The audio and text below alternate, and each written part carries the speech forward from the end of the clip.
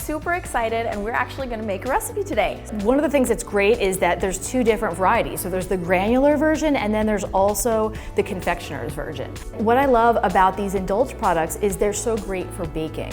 So when you use them, your products are gonna bake, they're gonna brown, just like you were using regular sugar. We have a lemon bar recipe that we made using both of these Indulge products, and we're gonna show you how to make it. So the first thing we're gonna wanna do is make the crust.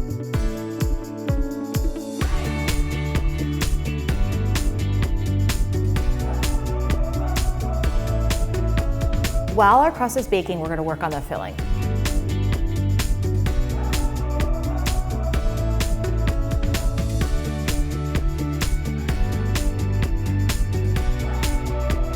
Oh wow. It's so good.